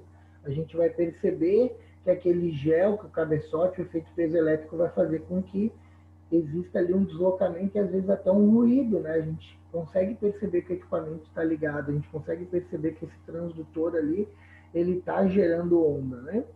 Então, pensa comigo, quando eu gero uma onda sonora, eu tenho uma resposta que ela é mecânica, eu tenho uma vibração, ok? Então aqui a gente tem um exemplo do som, né? E aí a gente tem que levar esse mesmo conceito quando a gente pensa no tecido, né? Então essa onda sonora, ela vai ser muito similar quando a gente está pensando no equipamento. Então o cabeçote ele está emitindo uma intensidade, ele está emitindo uma frequência. Então essa onda ela tem uma intensidade, ela tem uma frequência, ela vai ser penetrada no tecido. Então dependendo do tipo de tecido, ela vai gerar o que a gente chama de eco, né? Então aqui a gente tem um outro exemplo, né? Então a gente tem uma régua, o indivíduo ele deu um tapa na régua, o que que aconteceu? Essa régua ela está vibrando, né? Ela está gerando uma energia. Então o ponto de maior energia a gente vai chamar de compressão. Então a onda nada mais é quando a gente percebe ali naquela experiência da pedrinha do lago, que essa onda ela tem um ponto de energia, ela tem um ponto de deslocamento, ela tem um ponto de energia, ela tem um ponto de deslocamento. Então, eu sempre tenho uma energia que vai e eu tenho um eco. Uma energia que vai, ela tem um eco. Então, à medida que essa energia ela vai se espalhando, vai se diminuindo a intensidade, né? Se eu não tenho um eco, ok? O que que é uma reflexão? É quando essa onda ela bate e volta. Então, é como se fosse uma bolinha de ping-pong que eu utilizei na aula de ontem, né? Então, no momento que eu estou jogando essa energia voltou, eu tenho uma refração, né? Só que, às vezes, dependendo do segmento, agora trazendo para o nosso exemplo, que é a área da saúde, às vezes, essa onda ela bate e ela pode atravessar. Por quê? Dependendo do tipo de tecido, ela permite que essa onda ela adentre, ok? Então vou dar um exemplo lá da bexiga. A bexiga a gente sabe que ela está cheia de líquido. Ela não vai gerar eco, ela vai cada vez mais profunda, ela vai bater e ela vai atravessar. Diferente ali do ultrassom abdominal, que no caso ali a gente tinha a felicidade que estava visualizando o bebê, que ele gerou eco e eu tive a imagem. Mas em algumas porções do bebê, a onda ultrassônica ela vai atravessar, ela vai passar, ok? Então isso tem que ficar bem claro para todo mundo. Essa onda, em alguns tipos de tecido, como o osso, por exemplo, ela tem uma tendência a voltar, ela vai fazer essa refração. Diferente do meio líquido, que ela vai atravessar e vai embora. Tudo bem? E aí a gente tem a difração. A difração é quando essa onda, ela contorna o tecido ou contorna o obstáculo. Ou às vezes ela até mesmo transpassa quando tem uma cavidade, né? Então aqui a gente tem a emissão da onda e essa onda ela achou um espaço e ela continuou, ok? Então o que que é importante eu anotar ou eu ter na minha mente assim? Que toda vez que esse feixe de ultrassom ele passa, ele vai interagir com o tecido. E dependendo do tecido, ele vai reverberar, ele vai ter um eco ou não. O que que vai fazer com que isso tenha? A bioimpedância. Então, por exemplo, eu já sei se o meu paciente que ele é obeso, que ele está sobrepeso, ou se eu vou fazer, por exemplo, aquisição de imagem numa região que tem um coxinha adiposo, eu não vou ter uma boa visualização do tecido, porque é um tipo de tecido que ele gera o quê? Uma barreira. Então, o que eu vou ter de eco? Eu vou ter um eco muito grande, eu não vou conseguir ter uma diferenciação ali de tecido, né? Então, se eu for visualizar outra região que tem uma quantidade menor de tecido adiposo, eu já consigo ter uma emissão melhor da onda e automaticamente eu tenho uma recepção melhor também. Então, quanto melhor a emissão, melhor a recepção, melhor fica a imagem e mais profundo eu consigo chegar para visualizar, né? E quem é que vai fazer essa mágica acontecer? O transdutor. Então, o transdutor, que é o cabeçote que a gente chama no ultrassom, né, terapêutico, o transdutor também é um cabeçote. Só que esse transdutor, ele serve como meio tanto de recepção desse eco, quanto de emissão do eco. Então, ele tem as duas vias, né? Então, ele tanto manda o som, quanto ele consegue captar o eco, tá bom? Então, ele permite a percepção também, não só do eco, mas principalmente também ele consegue perceber, a movimentação de algum tipo de fluxo. Por isso que a gente fala que tem o ecodoppler, né, que eu comentei ali inicialmente na aula, né? Então, o que acontece? Quando a gente está utilizando esse equipamento, a gente consegue analisar diferentes texturas e essas estruturas elas vão refletir essa onda de forma diferente. E a gente sabe que toda vez que esse tecido ele interage com essa onda, ele vai gerar um eco. Esse eco nada mais é do que um tipo de som. Então, toda vez que esse eco ele gera lá na tela uma imagem que ela é escura, ela é enegrecida, eu já sei que, na realidade, o que eu estou vendo ali vai ser líquido.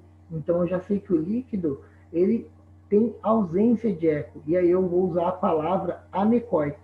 O A significa sem eco. Então, no caso ali, quando eu estava vendo o parênquima ali do fígado, aquela estrutura que a gente estava vendo ali, que parecia uma patinha, né?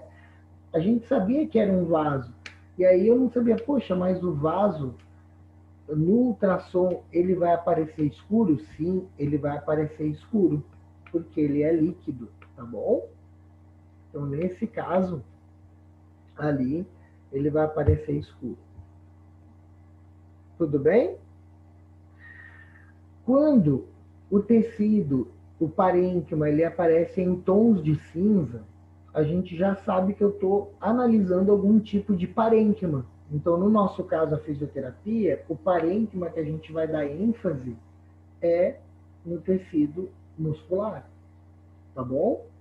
Ah, mas com o meu ultrassom eu poderia ver cavidade abdominal, eu poderia ver a região torácica. Posso ver. O ultrassom me permite isso. Mas eu, fisioterapeuta, o meu maior interesse é o quê? É analisar a parte musculoesquelética, principalmente muscular. Tudo bem?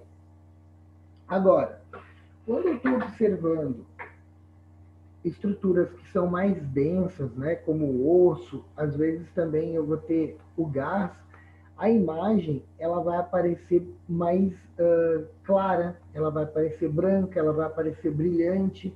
Então, esses dois elementos eles vão ter uma alta reflexão. O eco deles é um sinal bem evidente. E aí eu vou usar o conceito de hiperecóico. Então, é branco. Então, hiperecóico eu já sei que é aquilo que vai brilhar pra caramba, né?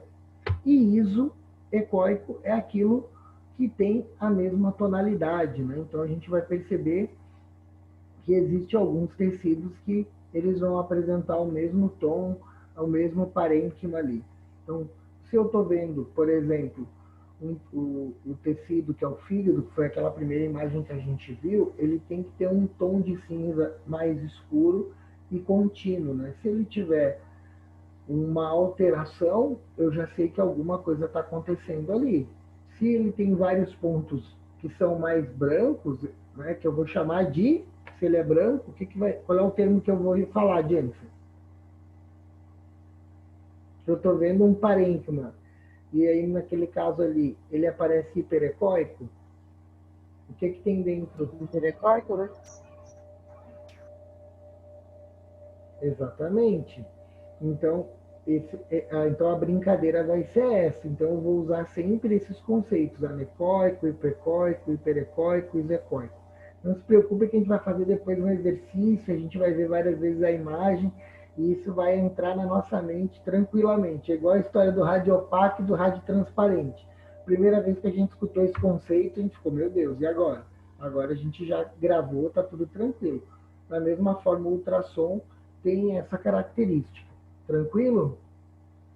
Beleza.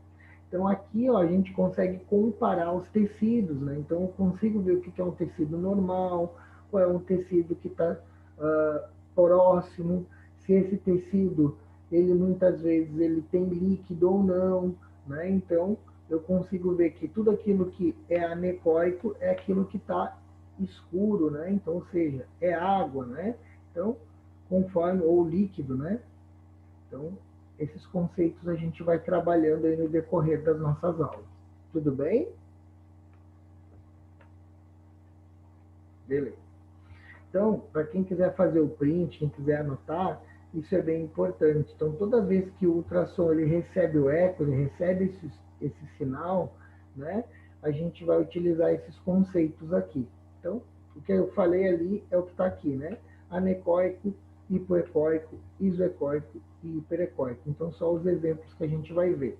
Toda vez que eu estou usando o conceito anecoico, eu já sei que eu estou me referindo a algum tipo de substância líquida, né? Hipoecóico, que é o tom de cinza, vai ser o tecido mole. Isoecóico, ele também é um tom de cinza, mas ele vai ser aquele tom de cinza que ele vai ser nodular, vai ser um achado normalmente radiológico, alguma coisa que está diferente naquele parênquima, né? E hiperecóico eu já sei que é aquilo que vai estar mais branco, né? Então vai ser ou gás ou tecido ósseo. Tá bom? Então aqui é só uma tabelinha aqui só para curiosidade ali mostrando, né, os diferentes tipos de tecido, né, e a velocidade desse eco, né? Então a gente tem uma diferença ali de resposta, né? Então eu coloquei ali do ar ao osso, a gente consegue perceber ali a velocidade de resposta de refração, né? Então enquanto o ar ali, né, vai ter essa emissão sem quase um eco tão importante. Se a gente for pensar aqui no osso, olha só o quanto que tem de velocidade de refração, né? Então, vou ter essa diferença ali. Então, o som, pensando agora no ultrassom, né, que a gente vai estar estudando, que aí já não é só mais ultrassom terapêutico, a gente está pensando no ultrassom já de alta frequência, né, esse ultrassom de imagem, né, ele precisa de um meio para se propagar, porque se ele não tiver um meio, ele se perde.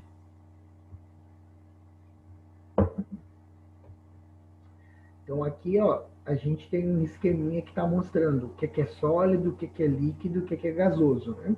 Então se a gente parar para analisar, aquilo que é sólido, a velocidade do som, ela é mais intensa, ela é mais alta, isso mostra que tem muitas moléculas ali. Então, no caso, o tecido ósseo é um tecido sólido, então vai ter essa resposta rápida, né? O meio líquido, ele tem uma velocidade média e ele possui algumas moléculas, então esse meio líquido ele vai mudar. Se eu estiver vendo uma bexiga, ele vai apresentar de uma forma. Se eu estiver vendo um vaso sanguíneo, ele vai se apresentar de uma outra forma. Como assim? Porque na bexiga, normalmente, ela é um órgão que ela é uma bolsa, ela é uma cavidade que está retendo, né, armazenando ali a urina. Agora, se eu pegar um vaso ou uma artéria, é uma estrutura que está tendo um fluxo, né, e esse líquido está se deslocando no interior dessa cavidade. E isso vai me gerar um eco diferente. Né? Então, enquanto a bexiga está praticamente que estática ali, fazendo pouca movimentação devido ao movimento ondulatório, movimento peristáltico, a gente tem uma artéria, tem uma veia que vai ter ali fluxo, né? Vai ser pérvia, né? E agora, quando eu estou observando uma estrutura, que dentro dessa estrutura tem gás, tem ar, a velocidade do som é mais baixa, né? Então ela vai ter poucas moléculas, mas eu vou conseguir ter uma resposta. Então eu já vou ter essa noção ali. Então na prática, toda vez que a gente está utilizando esse equipamento, a gente tem que levar em consideração qual o tecido e qual área que eu estou visualizando. Ok? Ah, prof, mas em nove encontros eu vou conseguir ver tudo? Claro que não, né, gente? O ultrassom, eu acho que ao mesmo tempo que para a parte músculo-esquelética ela é mais tranquilo, eu sempre digo que quando a gente vai se aprofundar mais, ele se torna mais difícil porque a gente tem detalhes. Então, quanto mais a gente estuda, mais a gente visualiza a imagem, mais a gente entende da imagem que a gente está vendo. Qual é a diferença? É que quando a gente está analisando muito ultrassom, se esse ultrassom é 2D, eu estou vendo a televisão lá dos anos 80, aquela história que eu contei do Chaves. Agora, se eu já estou vendo ultrassom 3D, opa, eu já estou vendo a reconstituição. Se eu estou vendo ultrassom 4D, opa, melhor ainda, né? Eu estou vendo a estrutura em 3D, eu estou vendo o fluxo circulatório, eu consigo manipular essa imagem, então é muito melhor, né? Mas o pulo do gato é a gente conseguir ver ele em 2D, principalmente a parte músculo-esquelética, né? Então aqui, só para a gente finalizar, né? Quem faz toda essa mágica acontecer é o transdutor, é esse cabeçote que ele vai fazer o seguinte, ele ele converte a energia, né, elétrica em uma energia mecânica, que a gente vai chamar de energia acústica, né? Então, o que acontece? Toda vez que o ultrassom, a gente liga o ultrassom, ele está liberando essa onda ultrassônica dentro de um meio, que no caso vai ser o tecido corporal, em algum tipo de tecido vai gerar esse eco. Ficou claro agora? E quando ele gera esse eco, esse mesmo transdutor, ele vai conseguir captar essa energia e vai transformar essa energia, que no caso é mecânica, em um input elétrico, em um impulso elétrico, e esse impulso elétrico vai ser calculado pelo computador, pela CPU. É como se fosse uma aferência e uma eferência. Dando um exemplo assim diferente, né? Então é como se o transdutor ele está emitindo um sinal, o tecido ele responde, ele consegue captar essa resposta, que é esse eco, e essa resposta mecânica, essa vibração, ele transforma em energia elétrica e o software ele entende isso e vai dar uma resposta que vai ser imagem, né? E essa imagem que a gente tem não é só uma imagem estática, ela é uma imagem dinâmica e ela utiliza de uma série de combinações de fatores. Então, um transdutor, por exemplo, de imagem, eu vou ter apenas a visualização da estrutura tecidual, só vou ver a estrutura anatômica. Agora, quando eu estou vendo um transdutor Doppler, eu já consigo ver o movimento, eu consigo ter acesso ao som, então eu tenho shunt, consigo ver a batida do coração do bebê, eu consigo ver o deslocamento de fluxo, eu consigo analisar isso em gráfico, eu consigo combinar cores. Então, dependendo da intensidade do fluxo, eu já sei que aquele fluxo que é mais rápido, mais forte, ele já vai ter a coloração vermelha, que está indicando que é artéria. Aquele fluxo que ele é mais lento, já vai ter a coloração de tom azul, que é as veias, né? Então, ele vai depender dessa combinação aí de fatores, né? Então, transdutor, paciente, objetivo desse ultrassom. Então, isso tudo a gente vai ter que avaliar. Então, toda essa história que eu estou contando para vocês, ela está traduzida aí nesse slide. Então, eu não vou ficar enchendo linguiça, só vou mostrar aqui como que funciona essa questão do efeito peso elétrico, né? Então, a gente tem esse transdutor que está formando essa onda, né? E essa onda, ela vai entrar em contato com essa pele, né? Esse tecido, mas ela só vai ter um acesso se eu tiver um meio de condução, né? Então, para que eu possa ter um ultrassom, tanto de imagem quanto terapêutico, eu preciso de um meio de condução da onda ultrassônica. Então, uma das coisas que eu vou estar utilizando é o gel, porque agora eu estou pensando aí no ultrassom de imagem, né? Então, normalmente, quando a pessoa que está operando esse ultrassom, seja o médico, seja o fisioterapeuta, ele vai precisar desse gel justamente para conseguir ter uma boa penetração da onda e automaticamente eu buscar esse eco, né? Porque se eu não tenho uma propagação da onda, essa onda se perde e eu não vou conseguir visualizar nada através do monitor. Então, o transdutor ele precisa estar em contato com essa superfície e o transdutor ele precisa de um meio de propagação, né? E esse meio, no caso, vai ser o gel. Então, o gel ele vai ocupar o lugar do ar, né? Então, essa superfície ela vai estar em contato com a pele do paciente. Então, esse transdutor ele não pode ser deslocado, eu não posso afastar ele. É o mesmo princípio do ultrassom terapêutico. Enquanto o meu equipamento ele está ligado, ele está emitindo, né, essa energia, eu tenho que estar movimentando e o cabeçote ele tem que estar em contato com a pele do paciente, né? Tudo bem, gente? Tudo certo. Se o Legal. professor quiser fazer um intervalo daqui a pouquinho, a casa agradece. Tá, mas é que já está no, tá, já estamos no finalzinho.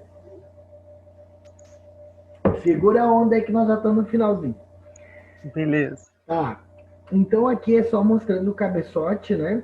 E essas questões que eu estava comentando para vocês, né? Que quando a gente está visualizando uma janela, dependendo do objetivo do fisioterapeuta, mas principalmente agora, como eu estou falando de um aspecto geral médico, ele quer ver qual tipo de tecido. E para determinada função, ele vai utilizar um cabeçote diferente, né? Porque o que acontece? Essa onda que vai produzir esse ultrassom e automaticamente vai produzir esse eco, ele vai depender muito do tipo de cabeçote, da intensidade, porque o que acontece? Se eu quero observar uma estrutura que ela é mais profunda, ou se essa estrutura ela é mais superficial, essa frequência que eu vou utilizar ela vai ser diferente. Tanto a frequência quanto a intensidade, para que eu possa ter a visualização do tecido de interesse, né? Então, por exemplo, né, quando eu estou vendo um ultrassom padrão, eu estou vendo um ultrassom, que eu até já comentei isso, ele é o ultrassom tradicional, ele é o ultrassom em 2D. Então, eu vou estar observando ali as estruturas que são claras, são escuras, eu vou ver a diferença de feixes, já sei que o bebê está num meio líquido, então como ele está numa bolsa ali de líquido, percebam que tudo que está circundando ele ali, ele está anecoico, está preto, né? Então a gente percebe que em alguns pontos ali brilha mais esse tecido, né? Então o que tem esse tecido aí para ele brilhar mais? Tem composição de sais minerais ali, ou tem algum gás, tem alguma coisa que está fazendo esse tecido brilhar mais. Tudo aquilo que está mais homogêneo, tudo aquilo que tem tons de cinza, eu já parto do princípio que é tecido, né? Então eu já percebo ali que tem a formação ali de músculo, de tecido. Então não é uma imagem tão rica de detalhes, mas eu entendendo o conceito agora, eu tenho certeza que você pegando um ultrassom hoje, você já consegue ver o que é líquido, o que é tecido rico em sais minerais ali e o que é um tecido muscular. A gente pode não saber nesse momento, agora não é o objetivo, a gente vê detalhes anatômicos ou alterações patológicas, mas a diferenciação das cores, a diferenciação dos tecidos, hoje a gente já consegue ter certeza. Então, aula que vem eu vou trazer o novo ultrassom, a gente vai analisar o ultrassom do bebê, e aí a gente vai conseguir ver o que é líquido, o que é tecido, né? Então fiquem espertos, trabalhar um ponto extra. Então, a gente tem o ultrassom que a gente chama de transvaginal, né? Esse ultrassom, ele é super importante, porque normalmente as mulheres, quando querem visualizar o colo do útero, quer ver a permeabilidade das trompas, esse ultrassom ele é bem importante justamente para poder fazer essa avaliação. Ah, eu sou fisioterapeuta, eu vou usar esse ultrassom? Não, esse ultrassom, esse cabeçote, ele é específico para o médico radiologista, porque em alguns casos especiais, a gente poderia utilizar, por exemplo, a Jennifer quer ir para gineco-obstetrícia, até poderia, mas aí precisa de um treinamento adequado, precisa de um tempo de visualização, né? Então, tem todo um processo ali para te poder utilizar esse equipamento, tá bom? Mas é só para a gente poder visualizar que o cabeçote ele já é diferente, né? A gente vai ver depois ali o tamanho, os tipos, a anatomia do cabeçote, né? Então, normalmente esse cabeçote ele vai ser cilíndrico, ele vai ser comprido, né? Para ele poder entrar na cavidade vaginal, né? A gente tem um tipo de ultrassom que a gente vai chamar de ultrassom avançado. Ele é bem similar ao ultrassom normal, que a gente chama de ultrassom padrão, né? E qual é a diferença dele, né? Que nesse ultrassom mais sofisticado, a gente tem a parte de preparação da imagem. Então, o profissional que está ali manipulando, fazendo o exame, ele tem uma série de recursos no monitor. Então, ele consegue melhorar a resolução de contraste, ele consegue colocar marcadores, ele consegue determinar a área, ele pode, muitas vezes, nesse ultrassom avançado, congelar a imagem, ele pode fazer um vídeo, né? Então, ele consegue processar essa imagem em tempo real, então ele pode simplesmente fazer uma foto do segmento com a marcação e ele pode fazer o vídeo da marcação, né? Então, isso aqui que é bacana, né? Então, é um equipamento que tem muito mais recurso, né? Aqui a gente tem o ultrassom Doppler. Ele é um ultrassom super interessante. Por quê? Porque ele é um procedimento de imagem que mede as mudanças dentro do interior do paciente, né? Então, ele é um ultrassom mais sensível, ele é um ultrassom que muitas vezes se utiliza, por exemplo, o pessoal da enfermagem pode utilizar o ultrassom Doppler para, por exemplo, fazer um acesso profundo. Às vezes aquele paciente que é ruim de veia, paciente que às vezes está na UTI um tempão, já não tem mais como pegar nenhum tipo de veia, né, periférica, perdão, não tem como pegar nenhuma veia de segmento de membro superior e membro inferior, às vezes tem que fazer um acesso profundo, né? Então o ultrassom ele pode ser ali uma ferramenta para a gente pode utilizar, né? Por último, agora a gente tem o ultrassom 3D, né? Então esse ultrassom 3D, ele é legal por quê? Porque ele vai pegar esse eco e esse eco, o próprio programa ele vai fazer a reconstituição tecidual, né? Então é como se fosse lá na tomografia ou na ressonância, né? Que ele transforma, ele digitaliza essa informação. No ultrassom é a mesma coisa.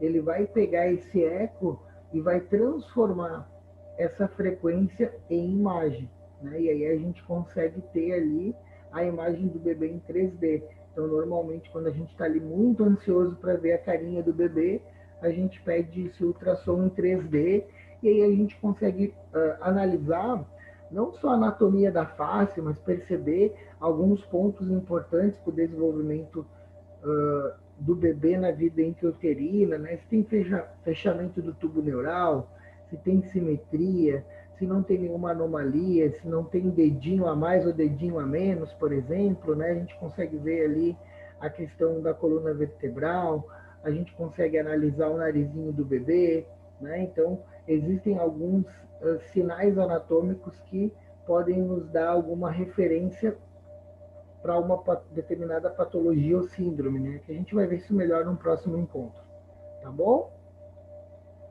E aí a gente tem o ultrassom que ele é dinâmico, né? Que é o ultrassom 4D.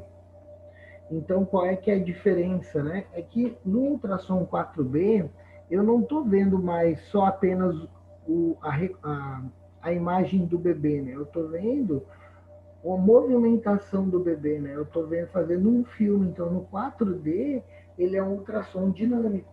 Então, eu vou estar observando o segmento como um todo, assim como o funcionamento de um determinado órgão. Por exemplo, eu posso analisar o coração e o profissional ele pode fazer esse vídeo funcional e aí eu posso observar como é que está a despolarização do coração, como é que está a abertura e o fechamento das câmaras cardíacas, eu consigo avaliar, né, o fluxo circulatório, eu consigo analisar ali as válvulas, né? Então é um exame super bacana, super interessante ali, né?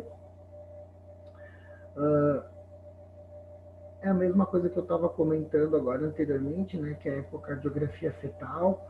Então, a gente pode estar analisando não só do bebê, mas às vezes também da mamãe, né? Então, a gente consegue observar se esse coração está com anatomia perfeita, se ele está pérvio, né? Se ele está fluindo corretamente, ele tem um fluxo circulatório satisfatório, né? A gente consegue ver o direcionamento desses fluxos, né? Ver se não tem nenhum tipo de alteração, anomalia. Então é bem bacana. Tudo bem? Deixa eu abrir aqui para o povo. Certo, prof. Tranquilo, galera? Então, boa. Tranquilo. Então, o que a gente vai fazer de tema de casa? Eu vou colocar ali no EVA agora uma folhinha. Quem está fazendo lá da ressonância vai ser a atividade bem similar. A gente vai fazer um mapa mental, tá bom? Esse mapa mental é uma cola que a gente vai utilizar. E esse mapa mental, essa cola é ultrassom. Vou botar 5 palavras-chave que vão ter nesse mapa mental, nessa cola. Tudo bem? Então, por exemplo, vou botar lá primeiro, ultrassom, né? Que a gente vai partir desse mapa aí que é o ultrassom. Eu vou botar lá bioimpedância. Eu vou colocar vantagem. Eu vou colocar ali 3D. E aí a gente vai fazer essa cola. Eu posso utilizar figura, eu posso escrever, eu posso usar uma sigla. Essa cola vai de acordo com a criatividade de cada equipe, né? Equipe porque eu posso fazer de forma individual ou eu posso fazer em dupla. Então, por exemplo, eu gosto do Matheus, eu vou dizer, Rack, vamos fazer junto? Beleza, vamos. Então, eu posso fazer atividade em dupla ou de forma individual, ok? Para quando essa atividade? Para a semana que vem. Então, vocês podem mandar para o meu e-mail até terça-feira que vem, tá bom? Então, terça-feira, 11 horas, é o prazo final. Tá bom? Tranquilo? Beleza. Alguma dúvida, gente? Gostaram? Sim. Então Sim. tá bom. Não são loucos de dizer que não gostaram no primeiro dia, né? Melhor não, né? Melhor não, né? Tá bom. Gente, então, o que eu quero combinar com vocês? Eu vou colocar agora ali no EVA. Vocês podem baixar e fazer com calma final de semana. Semana que vem vocês me entregam. Pode ser em dupla ou pode ser individual. Aí é a escolha de vocês. Vou pedir por gentileza. O mapa mental, ele pode ser digitalizado ou ele pode ser manual. Tu pode escrever, tá, Leandra? Do jeito que tu achar melhor. Quem quiser pegar uma folha, pegar essa folha e fazer tudo à mão, colocar figurinha, colorir do seu jeito, só tirar uma foto, usar aquele aplicativo Scanner PDF, me manda, não tem problema nenhum. Deixar a criatividade com vocês. Não, minha vida é corrida, eu e o Matheus estamos lá, 10ª fase, Ctrl+C, Ctrl+V, vamos pesquisar aqui, pega a figurinha dali, vou fazer no computador que eu tenho mais habilidade, vamos embora.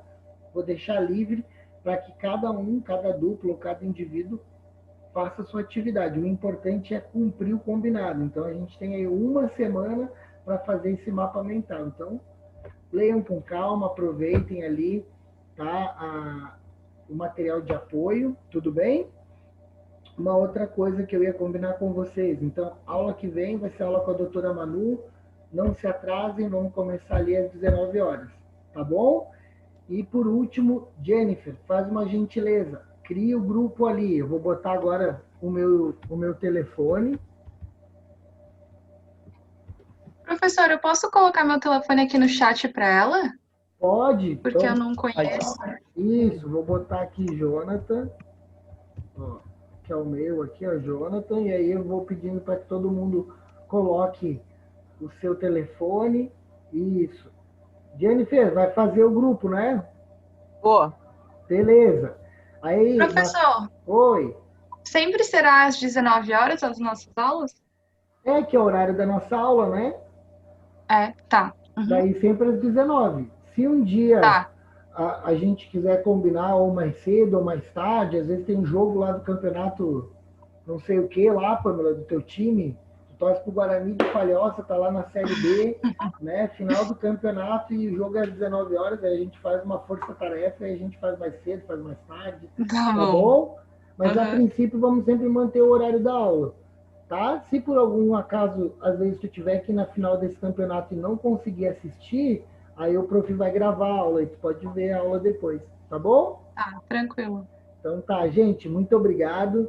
Qualquer dúvida eu fico à disposição pelo Eva, pelo nosso grupo ali do WhatsApp, tá bom? Grande Beleza. abraço aí, Beleza. beijo no Obrigada, coração. prof. Uma boa Tamo noite. junto. Isso, Boa noite. Valeu, galera. Boa noite. Boa noite. Valeu.